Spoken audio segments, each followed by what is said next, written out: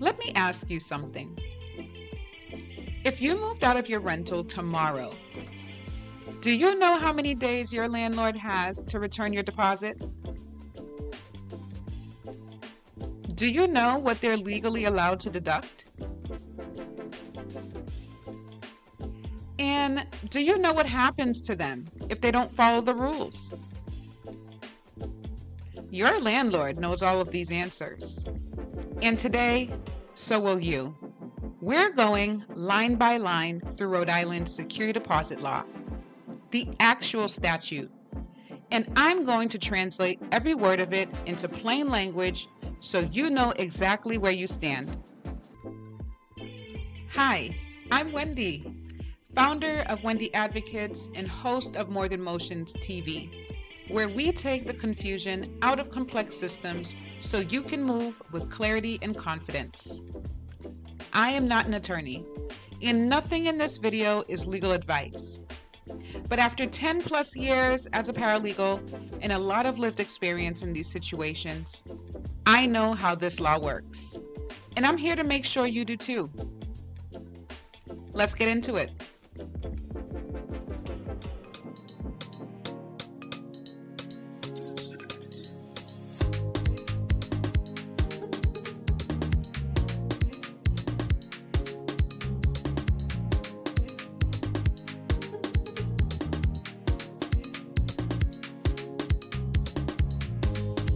Welcome back to More Than Motions TV. If you're just joining us, this video is part of a series. We started with the hub episode on security deposits, what they are, what they're for, and the general framework that applies across the country. If you haven't watched that one yet, I'll link it in the description, but you don't have to see it first. This episode stands on its own. Today, we're going directly into the Rhode Island statute. Rhode Island General Laws, Chapter 34-18, Section 34-18-19. We're going to read the actual law together on screen, and I'm going to translate every section into plain language. By the end of this video, you'll understand what your landlord is required to do, what you're entitled to as a tenant, and where things most commonly go wrong. If this is your first time here, welcome. Like, subscribe, and follow so you don't miss the rest of this series. Drop your state in the comments and I'll add it to the list. All right, let's read this law. Subsection A. A landlord may not demand or receive a security deposit, however denominated, in an amount or value in excess of 1 month's periodic rent. What that means is, your landlord cannot charge you more than 1 month's rent for a security deposit, no matter what they call it. That phrase, however denominated, is doing important work here. It means the name doesn't matter. If your landlord calls it a holding deposit, a move-in fee, a damage deposit, whatever they label it, the cap still applies. So, if your rent is $1,500 a month, your security deposit cannot be $1,600 or $2,000. The ceiling is $1,500, period. And why this matters to you is because if you were charged more than 1 month's rent up front and it was called a security deposit, or it functions like one in any way, shape, or form, your landlord may already be in violation. So write that down. Subsection B.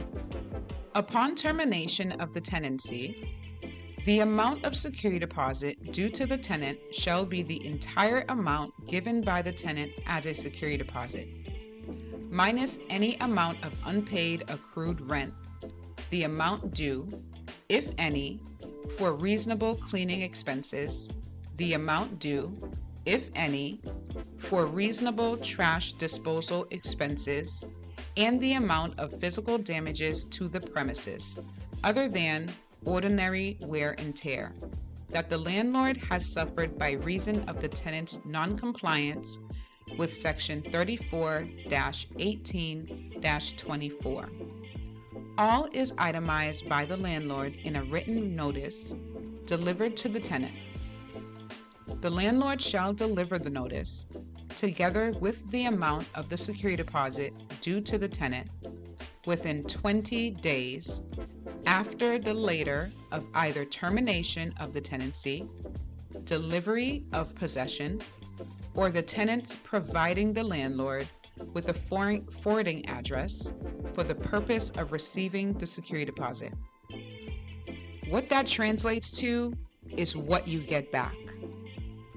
When your tenancy ends, you are owed your full security deposit back, minus only 4 specific things: unpaid rent, reasonable cleaning costs, reasonable trash removal, and actual physical damage beyond normal wear and tear. That's it. Those are the only 4 categories the law permits.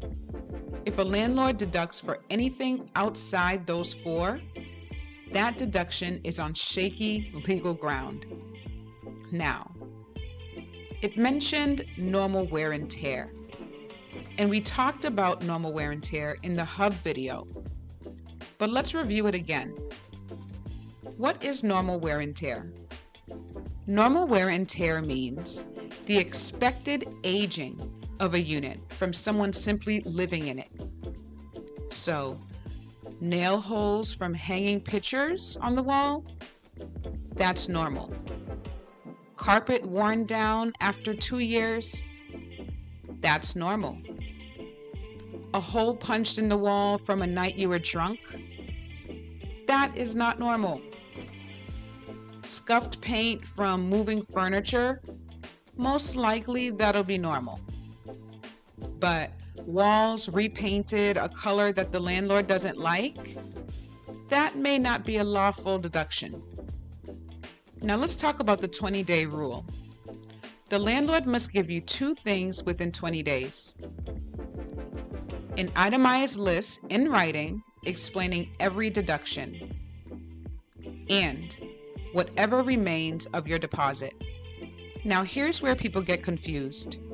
And honestly, I was confused by this too when I first read it. The 20 days doesn't start on the day you move out.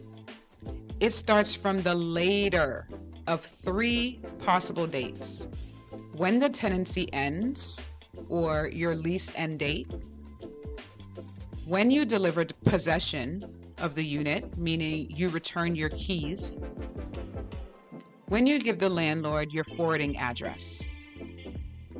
Those 3 dates are not always the same. Let me give you a concrete example. Let's say your lease ends April 1st, but you don't finish moving and you return the keys on April 3rd. Your 20-day clock doesn't start on April 1st. It's going to start on April 3rd, because that is the date you delivered possession of the unit, meaning you returned the keys.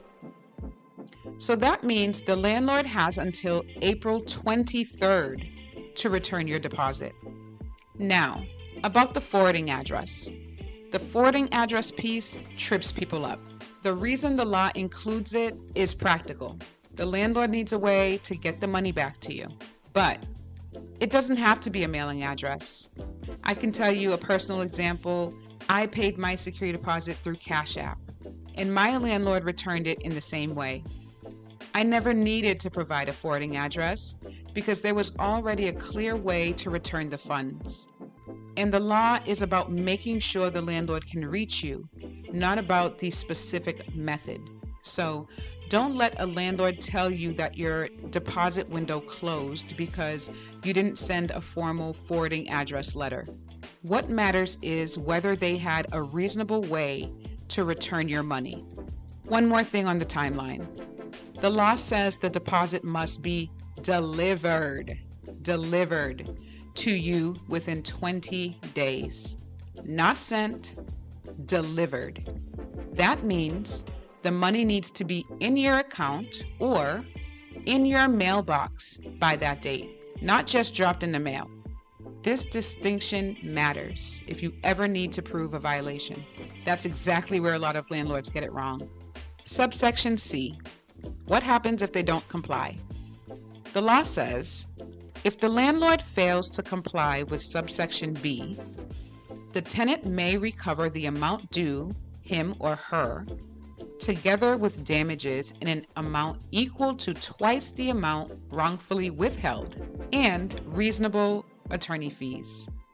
So, if your landlord doesn't return your deposit correctly, meaning they return the wrong amount, they return it late, they provide no itemization, you can go after them for the money owed, plus double damages, plus attorney's fees. Now, let's put real numbers on this.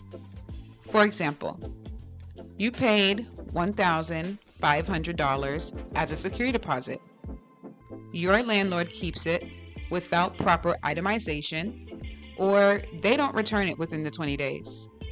Under subsection C, that $1,500 can become $3,000 in damages, plus whatever attorney's fees apply if you pursue it legally.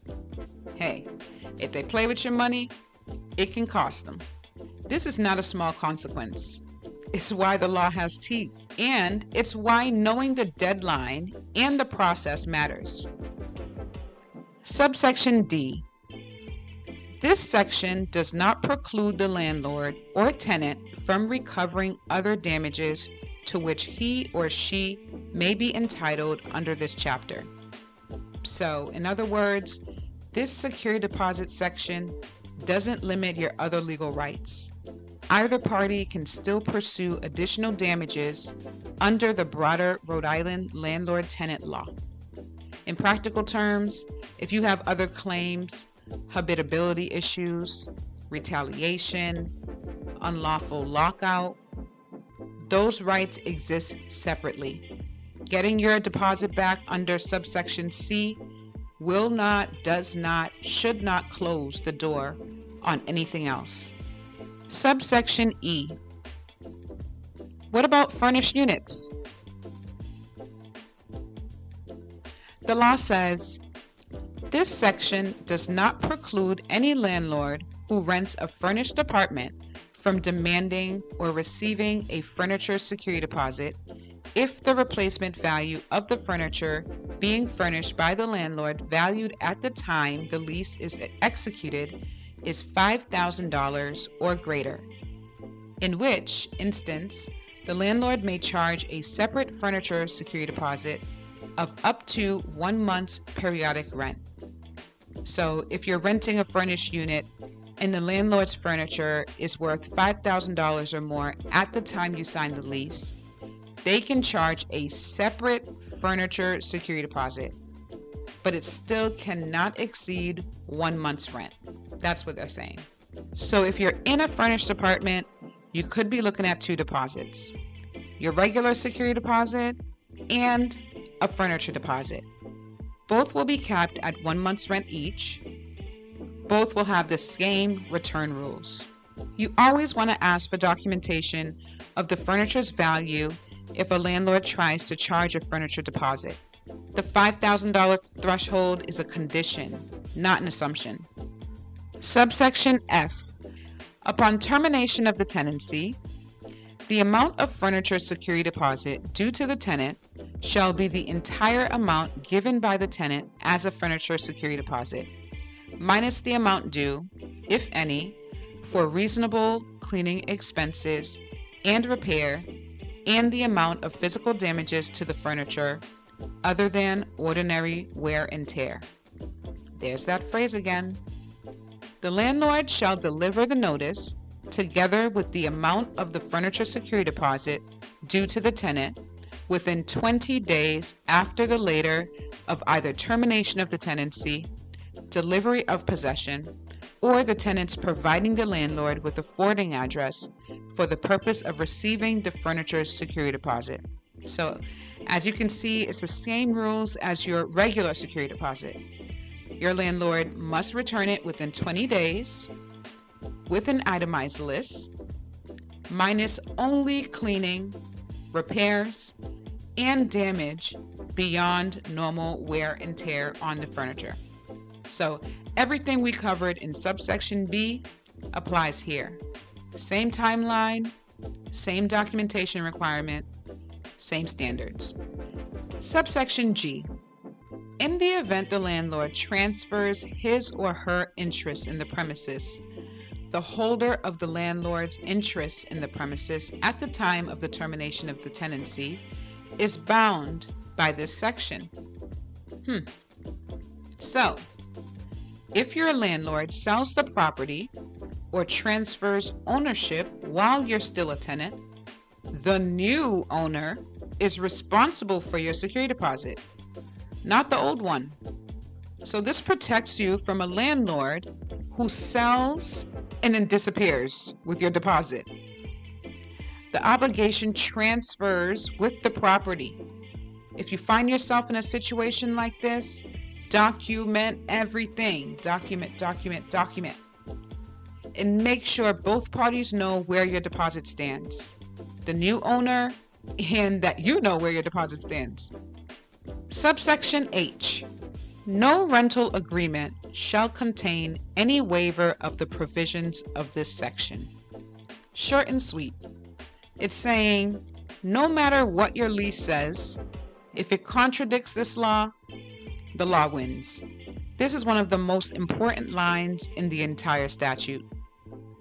If your lease says your deposit is non-refundable, that clause cannot override Rhode Island law. If your lease gives the landlord 60 days to return the security deposit, the 20-day statutory deadline still applies. They can't override it. If your lease says that you waive your right to double damages, that waiver is unenforceable.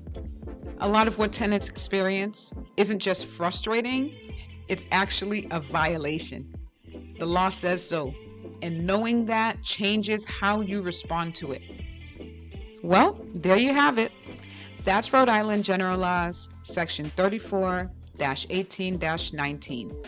Every subsection in plain language, so you know exactly where you stand. Before you go, here are 3 things I want you to do right now. 1, find your lease and confirm your deposit amount, and also how it's documented. Do you know where it is? Do you know where it's being held? Did you receive notice of that? 2, if you've already moved out and you haven't received your security deposit, count the days from when you handed over those keys. And 3, start or update your documentation folder, whether it's physical or digital. Every text message, email, photo, and rent receipt related to your tenancy, any receipt really related to your tenancy, belongs in there. In the next video, we're going to talk about what to actually do if your landlord doesn't comply with subsection B and you want to pursue the double damages under subsection C. We'll walk through your options step by step. And if you're in a situation right now, you've already moved out, your landlord is dragging their feet, you're not sure what to do next, that's exactly what a coaching session is for. We sit together, we look at your timeline, we figure out where you stand and what your next move is. The link is in the description to schedule a one-on-one coaching session with me. If you found this valuable, please like and subscribe and share this with someone who is renting in Rhode Island right now. They need to see this. Drop your state in the comments and I'll add it to the series. And remember, know your rights so you don't pay the price. I'll see you in the next one.